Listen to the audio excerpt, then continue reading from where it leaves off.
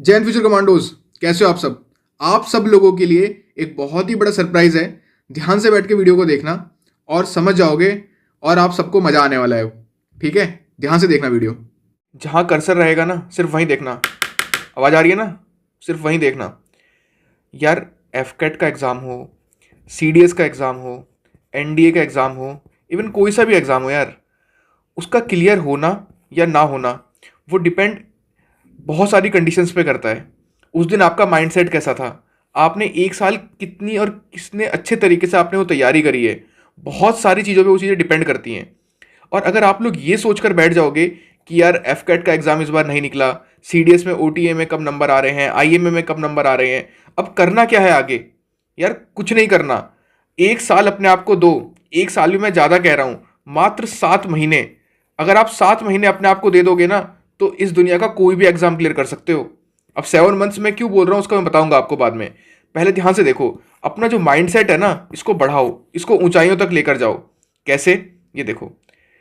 सबसे पहले तो ये वाली बात याद रखो कि आज आपके साथ जो भी कुछ हो रहा है, क्या हो रहा है, फेलियर मिल रहा होगा आपको, तकड़ा वाला। ठीक है, ये एग्ज़ाम दिया नहीं हुआ, दूसरा दिया फिर वो नहीं हुआ, तीसरा हुआ तो फिर बाहर हो गए फिर से। मतलब कहीं भी आप फाइनल सेटअप आपका नहीं हो रहा अब तक, तो आप इसको एक फेलियर मान के चल रहे हो। ध्यान रखना, ये सब भाई मैंने भी झेल चुका है। ठीक है, ये मेरे साथ भी हो चुका है। ये हमारे साथ होना कोई बड़ी बात नहीं है। मेन बात ये है कि भाई एक्सप्लेन कैसे करें सबको। पेरेंट्स को एक्सप्लेनेशन अलग टाइप से चाहिए, दोस्त अलग तरीके से बेइज्जती करेंगे आपकी। ठीक है, रिलेटिव्स, इनका तो भाई माहौल ही अलग रहता है। इनको तो बस मौका चाहिए कि बस एक बार मेरे को ये लड़का दिखे, या कोई मतलब जैसे वो दिखते ही बस आपको लपेटेंगे, हाँ भाई आजा तेरे को बताते हैं, और आते ही सुनाना शुरू कर देंगे कि भाई फलाने के लड़के का हो गया, उसका हो गया, तुम्हारा अभी तक कुछ हुआ नहीं, क्या कर रहे हो लाइफ में आज तक। सेम चीज़ अगर आपकी कोई गर्लफ्रेंड है या किसी का बॉयफ्रेंड है, वो इनका अलग रहता है। ठीक है, इनको समझाने का पहली बात तो देखो यार, किसी को भी समझाने का कोई मतलब नहीं है। पड़ोसियों को, टीचर्स को, आपको सिर्फ एक ही इंसान को समझाना है, वो आप खुद। किसी को समझा के कुछ नहीं मिलने वाला। जिस दिन आपने खुद ने समझ लिया ना कि आपको क्या चाहिए और उसको अचीव करने का तरीका क्या है, अगर वो आपको पता है, तो किसी को भी समझाने की ज़रूरत नहीं है। क्योंकि मुझे पता है, ये जो मैंने आपको हेक्सागन बना के दिया है ना, इस हेक्सागन में सबको अलग तरीके से समझाया जाता है। पेरेंट्स के लिए एक्सप्लेनेशन अलग होगी आपके पास, फ्रेंड्स के लिए अलग होगी, रिलेटिव्स के लिए अलग होगी, टीचर्स के लिए अलग होगी, गर्लफ्रेंड के लिए अलग होगी और नेबर्स के लिए अलग होगी। सबको आप डिफरेंट तरीके से चीज़ें समझाते हो। क्यों? क्योंकि आपकी बॉन्डिंग सबके साथ अलग तरीके से होती है। ठीक है, इनको समझा दोगे कि बस अगले बार अटेम्प्ट में क्लियर है। ठीक है, इनका कॉन्फिडेंस ऐसे हाई कर दोगे। और ये जो दो हैं, एक तो ये और ये, याद रखना, ये दोनों आपसे सिर्फ तभी खुश होंगे जब आप सिलेक्ट नहीं होगे। तो ये उम्मीद मत लगा के बैठो कि आप इनकी खुशी के लिए आप सिलेक्शन लेने वाले हो। ये कभी खुश नहीं होने वाले आपसे। इनको मतलब ही नहीं है आप कहीं का आपका सिलेक्शन हो या ना हो, बस वो ये चाहते हैं कि आप फंसे रहो कहीं ना कहीं। तो प्लीज़ ज़्यादातर ना इनको खुश करने के बारे में मत सोचना। ठीक है, और हाँ, अगर आपका सिलेक्शन नहीं हो रहा है ना, तो कोई आपसे नाराज़ नहीं हो रहा है। यहाँ पे कोई भी इंसान आपसे नाराज़ नहीं हो रहा। सुनो इस बात को, अगर तुम्हें अपनी जवानी में भी डर लग रहा है ना, अगर तुम्हें अपनी जवानी में डर लग रहा है, तो भैया ये मानो कि जो जवानी है ना, वो ख़त्म है। अगर तुम अपनी जवानी में डर रहे हो, यार एक छोटा सा एग्ज़ाम है एफ कैट, छोटा सा, बहुत छोटा, नहीं हुआ तो कोई नहीं, अगली बार हो जाएगा। भाई एक साल में 2 बार होता है। ठीक है, ये नहीं है कि एक साल में एक ही बार हो रहा है, 2 बार चांस मिल रहा है। और दूसरे एग्जाम्स को देख लो, सिविल सर्विसेज का देख लो, 1 बार होता है। ठीक है, सीपीएफ का देख लो, 1 बार होता है। एफ कैट 2 बार होता है, सीडीएस 2 बार होता है, एनडीए 2 बार होता है। भाई 6 महीने में चांस मिल जाता है। ठीक है, तो इस जवानी में ना डरने की जरूरत नहीं है। अपनी जवानी को इस तरीके से वेस्ट मत करो। याद रखो, पावरफुल बनो, पावरफुल। और पावरफुल 3 तरीके से पावरफुल बन जाओ बस। वो तरीका क्या है? पहला तो है मेंटल, माइंड, माइंड के हिसाब से पावरफुल बनो। दूसरा फिजिकल, फिजिकली पावरफुल बनो। और तीसरा फाइनेंशियल। ठीक है, फाइनेंशियल स्टेबिलिटी लेकर आओ। अब आप बोलोगे कि सर हम तो कुछ करते नहीं है, बस कंपटीशन की कर रहे हैं सर तैयारी। फाइनेंशियल स्टेबिलिटी चाहिए। जब तक फाइनेंशियल स्टेबिलिटी नहीं होगी ना तो उस टाइम तक तुम कुछ कर पाओगे और माइंड में हमेशा प्रेशर रहेगा। या तो आपका फैमिली बैकग्राउंड ऐसा हो जो फाइनेंशियली बहुत स्ट्रांग हो, वो आपको सपोर्ट करने के लिए तैयार है, वो बात अलग है। बट अगर आप फाइनेंशियली कुछ भी अर्न कर रहे हो ना भाई, आप अगर पूरे महीने में मात्र 5,000 रुपये भी अर्न कर रहे हो ना, वो भी बहुत है। आप एक स्टूडेंट हो, ठीक है, आपकी जो नीड्स हैं वो इतनी बहुत हैं कि वो 5,000 रुपये में हो जाएंगी। तो अगर आप फाइनेंशियली क्या कर सकते हो, ट्यूशन पढ़ाओ। फर्स्ट सेकंड क्लास को तो पढ़ा सकते हो, 9-10 को पढ़ा सकते हो, इतनी मेहनत कर रहे हो, पढ़ाई कर रहे हो, तो प्लीज़ फाइनेंशियल इंडिपेंडेंस के बारे में सोचो कि थोड़ा बहुत कुछ भी पैसा कमाना स्टार्ट करो, ठीक है। छोटे बच्चों को कोचिंग दे दो 1 घंटा, दिन में 1 घंटा पढ़ा नहीं सकते तुम? जब तुमने ड्रॉप ले रखा है, तुम्हारी ग्रेजुएशन हो चुकी है, तुम और कुछ लाइफ में कर नहीं रहे, तो प्लीज़ इस चीज़ के बारे में सोचना। फाइनेंशियल स्टेबिलिटी बहुत मस्ट होती है। अगर आप कल इंटरव्यू देने भी पहुंच गए ना, तो इंटरव्यूअर भी यही पूछेगा कि आप इतने साल के हो गए, अभी तक कुछ कर ही नहीं रहे, डिपेंडेंट हो अभी तक, तो वहाँ पे इन चीज़ों के कुछ आंसर दे नहीं पाते। या तो आप कुछ पढ़ाई कर रहे हो, या तो आप ग्रेजुएशन कर रहे हो, पोस्ट ग्रेजुएशन कर रहे हो, तो बात अलग है। अगर आप कोई पढ़ाई नहीं कर रहे, आप सिर्फ कंपटीशन की तैयारी कर रहे हो, तो कोशिश करो 1 घंटा निकालने का, ठीक है, क्योंकि तैयारी आप लोगों ने बहुत कर चुकी है। शायद मेरी बात को कुछ समझ पा रहे होगे। जो नहीं समझ पा रहा कमेंट करके जरूर पूछना कि सर मतलब आप क्या कर रहे हो और आपके मन में क्या है, क्योंकि सब डिफरेंट तरीके से सोचते हैं। मैं जो चीज़ आपको बता रहा हूँ ना, ये मानो एकदम कोई नहीं बताएगा ये सारी बातें आपको। नेक्स्ट देखो, अब यार सबसे पहले ना एक जो एफकेट का एग्जाम है, इसे समझना जरूरी है। इसे समझना जरूरी क्यों है? हमें पहले स्ट्रेटेजी हम तभी बना सकते हैं जब हमें सब कुछ पहले पता हो एग्जाम के बारे में। भाई इंग्लिश आती है, इसमें जनरल अवेयरनेस आती है, रीजनिंग आती है और मैथ्स आता है।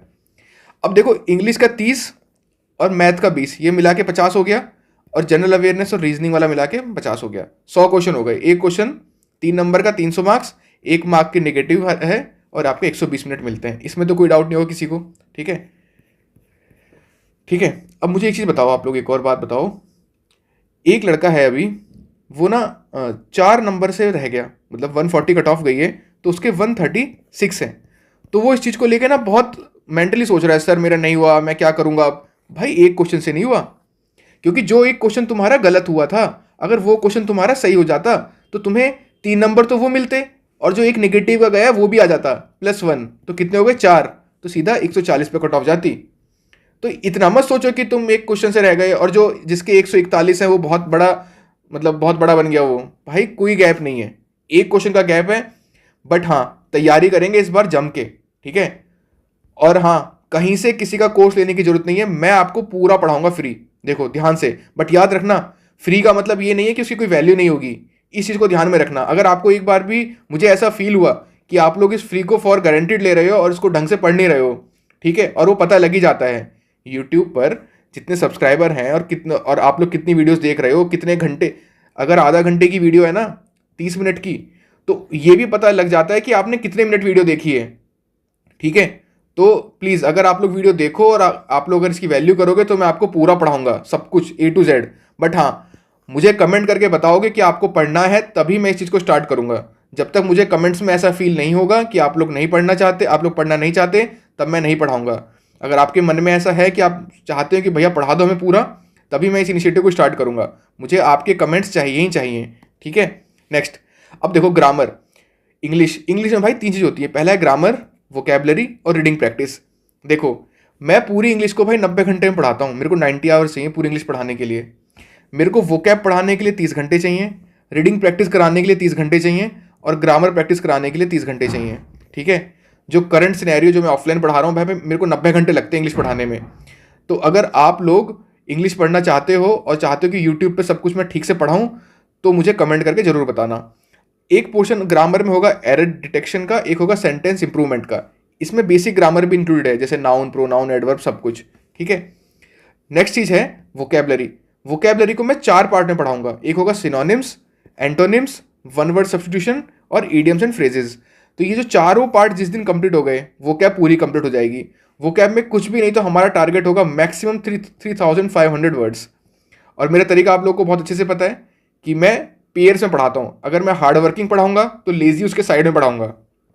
हार्ड वर्किंग के सारे सिनोनिम, फिर लेजी के सारे सिनोनिम, तो ये इसका एंटोनिम हो जाएगा, और ये सारे आपस में सिनोनिम्स हो जाएंगे। तो ये पूरा चंक साथ में चलेगा। जिस दिन हम ये दोनों कंप्लीट कर देंगे तो उस दिन आपके 3500 जो वर्ड्स है ना, वो सारे के सारे कंप्लीट हो जाएंगे, 3500, ठीक है। इसी तरीके से ईडियम्स करेंगे। ईडियम्स टाइप वाइज करवाऊंगा और सारी स्टोरीज के साथ, और वन वर्ड सब्स्टिट्यूशन भी पूरा याद कराऊंगा, ठीक है। मेरा मेन फोकस यही रहता है कि कॉन्सेप्ट समझाने के बाद आपको ये चीज़ें याद कराऊं, सीधा बता के ना चले जाऊं कि इसका मतलब ये होता है।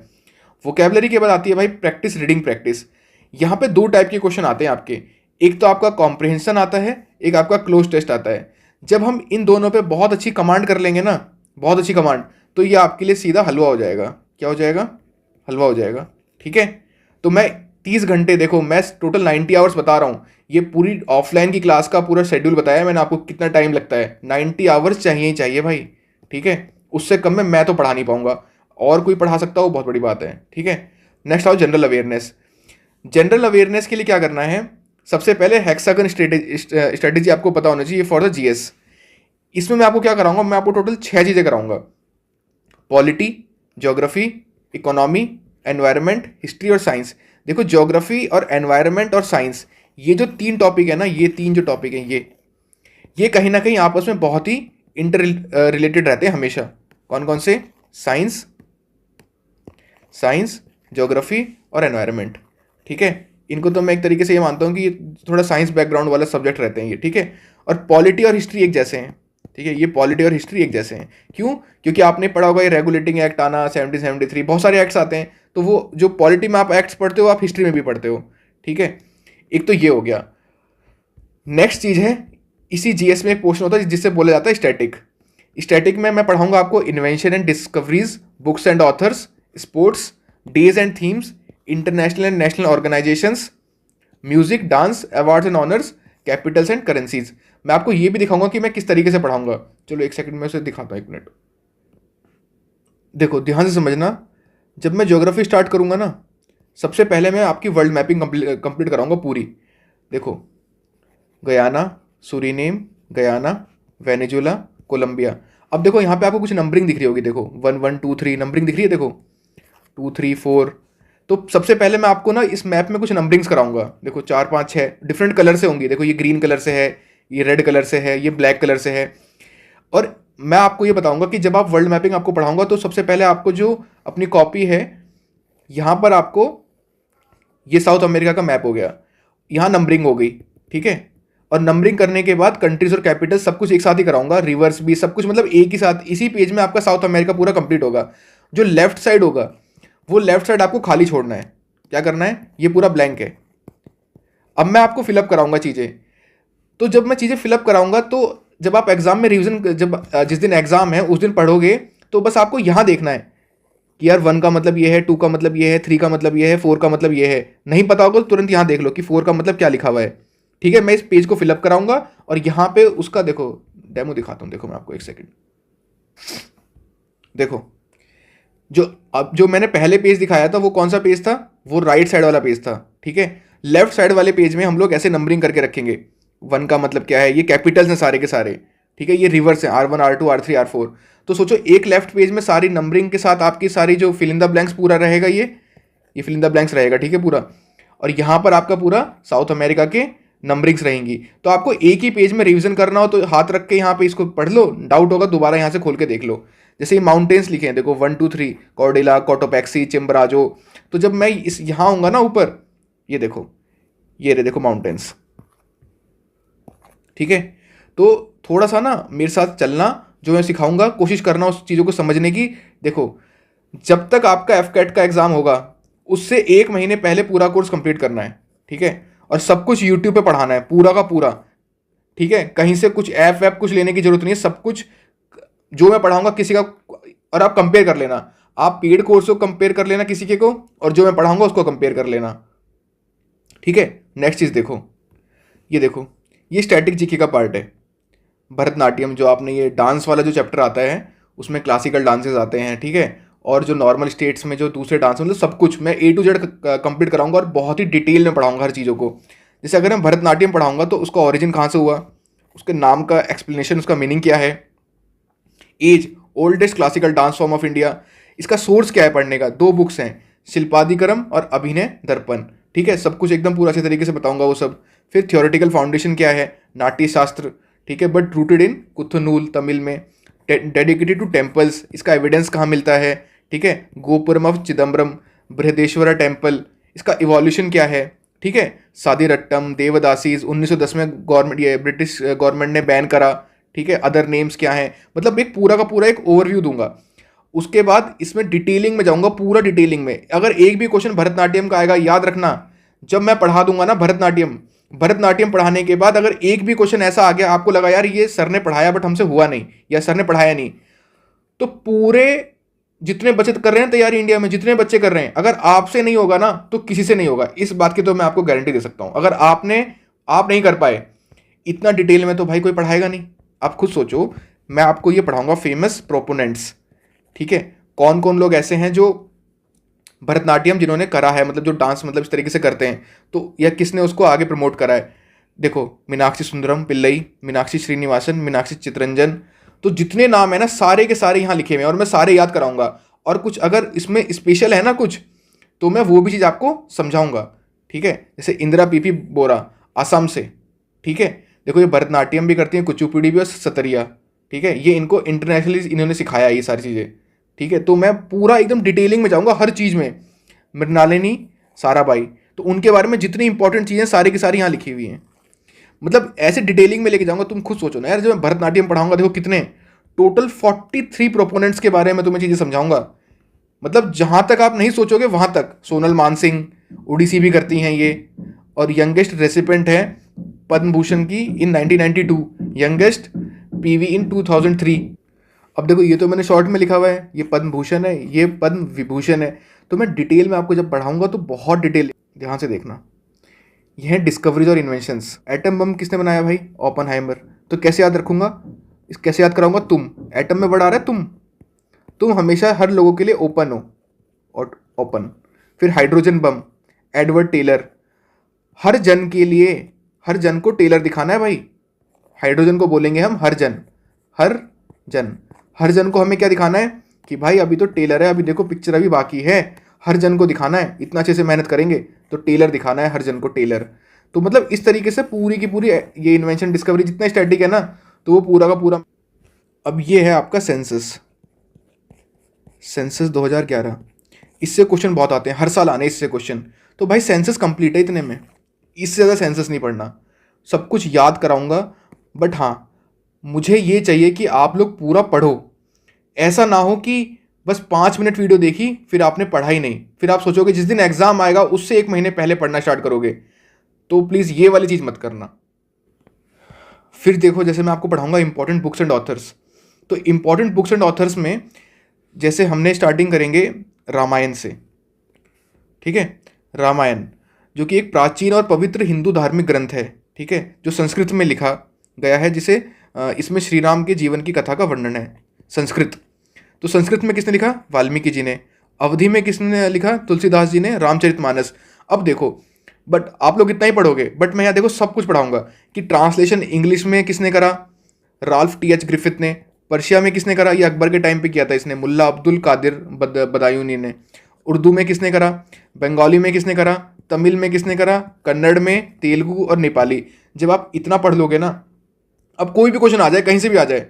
अब रामायण में कितने श्लोक हैं, कितने उपखंड हैं, कितने कांड हैं? अब देखो, जो 7 कांड हैं, इसमें से भी जो क्वेश्चन एग्जाम में आते हैं, जैसे कि सबसे छोटा कौन सा है? किष्किंधा कांड। सबसे बड़ा कौन सा है? बालकांड। फॉरेस्ट में कहाँ बताया गया है? अरण्य कांड। तो मतलब इस तरीके से इसे महाभारत के बारे में फिर देखेंगे। मतलब पूरा का पूरा डिटेल में चीज़ें समझाऊंगा, तो उसके बाद ना कहीं बचेगा नहीं, स्कोप नहीं बचेगा क्वेश्चन का, कहीं बाहर से आने का स्कोप नहीं बचेगा। और हम लोग सब कुछ याद करते हुए चलेंगे। ठीक है। फिर देखो, स्टैटिक में ये क्वेश्चंस भी आते हैं कि भाई कितने टाइप के म्यूजिकल इंस्ट्रूमेंट हैं। अब देखना, जो हवा से चल रहे हैं, मतलब जिनमें हवा जा रही है, इसको बोलते हैं एरोफोन्स। ठीक है। जो स्ट्रिंग से जिनमें आवाज़ प्रोड्यूस हो रही है, उन्हें बोलते हैं कोर्डोफोन्स। जो मेम्ब्रेन से हैं, जिनमें मेम्ब्रेन लगी होती है, जैसे आपने तबला देखा होगा, उसे बोलते हैं मेम्ब्रेनोफोन। और जो पूरा पिट के मतलब उसे पूरा पीटना पड़ रहा है, वो सॉलिड इंस्ट्रूमेंट है, उसे बोलते हैं ईडियोफोन। घन वाद्य, इसे अवनत वाद्य, इसे तंतु वाद्य, इसे सुशीर वाद्य। अब एग्जाम्पल देखो, हवा वाले फ्लूट, भुंगल, तुरी, शहनाई। यहाँ देखो कॉर्डोफोन वाले, ये तो होगा जिसमें हवा फूंक मारनी पड़ रही है। ये देखो ढेंका, चिंकारा, जंतर, बॉबली वीणा, सरस्वती वीणा, सरोड, सितार। ये भी क्वेश्चन आ जाता है कि भाई किसमें कितनी स्ट्रिंग्स होती हैं।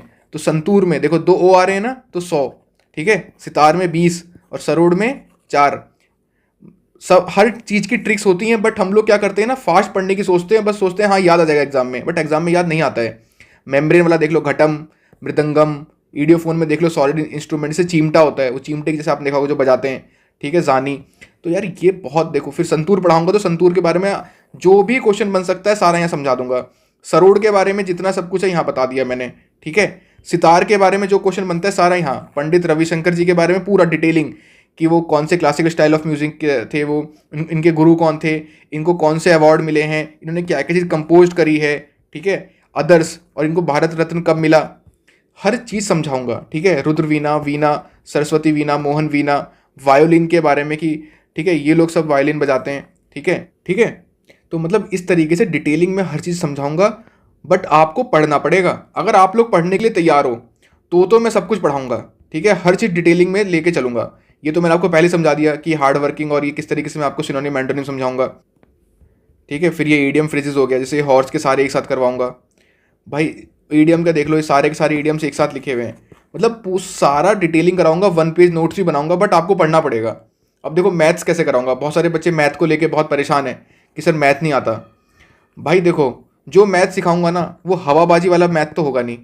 हवाबाजी पता है कैसे, ये देखो हमने ट्रिक से मैथ का क्वेश्चन उड़ा दिया, भाई हमको यहाँ क्वेश्चन उड़ाने तो है नहीं, हमको क्वेश्चन करने हैं। तो मैं जो आपको मैथ सिखाऊंगा वो होगा कि भाई स्टेप बाय स्टेप होगा। जो हम लोग क्लास 7th 8th में जो मैथ्स करते थे ना, 7th 8th में, let the number B X, पहले ये वाला मैथ आना चाहिए, तब ये ट्रिक्स व्रिक्स आती हैं। आप लोग डायरेक्ट ट्रिक्स पे जाते हो इसलिए वो याद नहीं रहते और इसलिए एग्जाम में क्वेश्चन नहीं होता।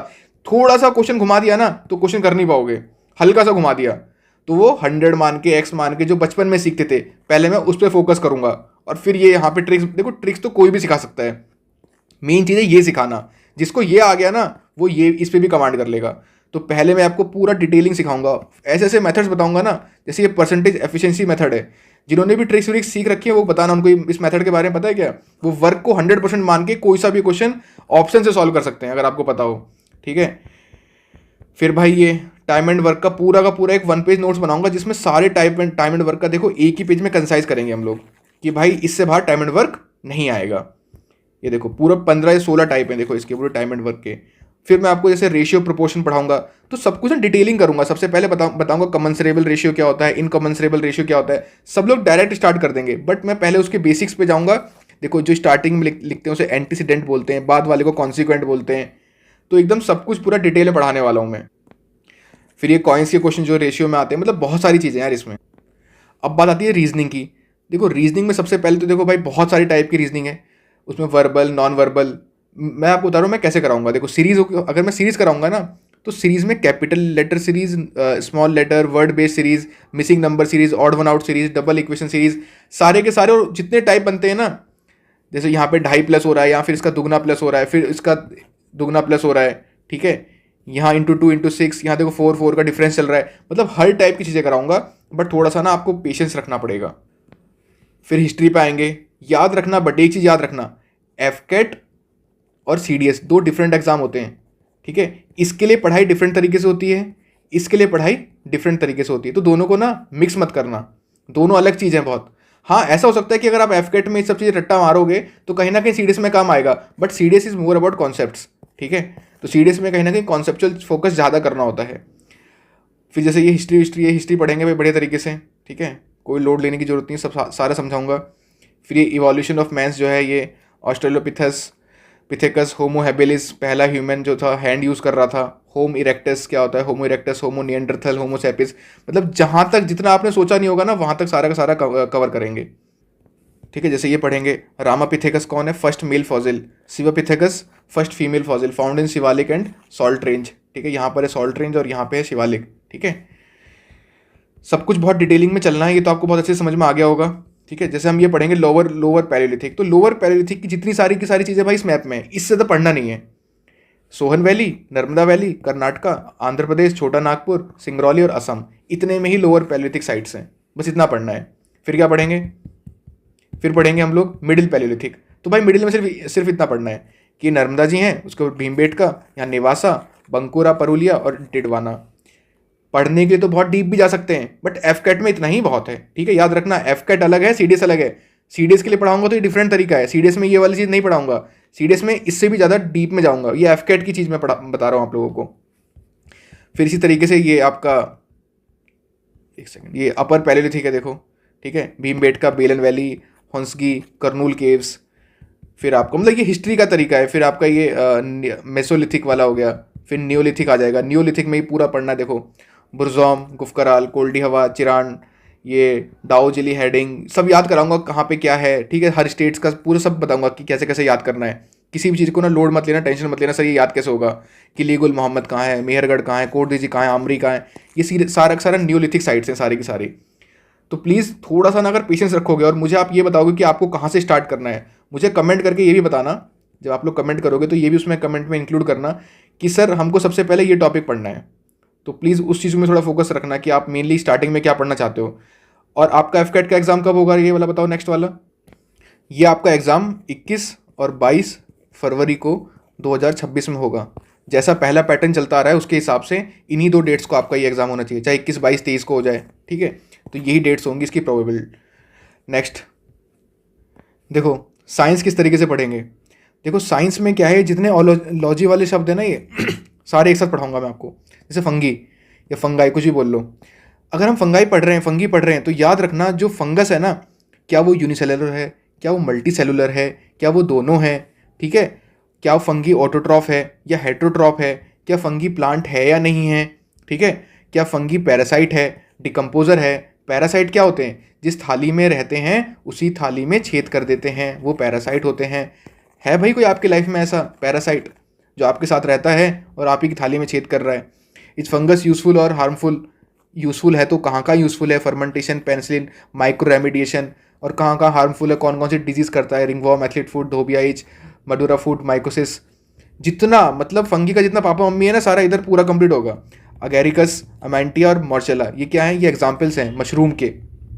अब मॉर्चेला क्या है, गुची मशरूम है, ये छुआरे की तरह दिखता है। ये खाने बहुत महंगा होता है, ये लगभग 70,000 रुपये लगभग 1 किलो का आता है, मतलब 1 किलो 70,000 रुपये में, ठीक है। एडिबल टाइप, कॉस्टली है, हिमालयाज में मिलता है। मतलब जितना फंगस का जितना पढ़ना है ना, वो सारा का सारा यहीं पढ़ाऊँगा एक ही जगह पे, ठीक है। तो मैं आपको क्या बता रहा था यार, हाँ मैं यहाँ था स्टैटिक जीके पे। तो स्टैटिक जीके बहुत डिटेल में लेके चलूँगा इस तरीके से। तो साइंस, पॉलिटी सारा कंप्लीट होगा। फिर आता है देखो ये करंट अफेयर का पार्ट, जिसमें नेशनल, इंटरनेशनल, डिफेंस। डिफेंस के लिए मैं आपको स्टैटिक पार्ट भी पढ़ाऊंगा और करंट पार्ट भी पढ़ाऊंगा। और ये दोनों के दोनों करंट अफेयर जैसे ही एक मंथ कंप्लीट होगा उसके बाद आपको उस महीने का पूरा करंट अफेयर एक साथ।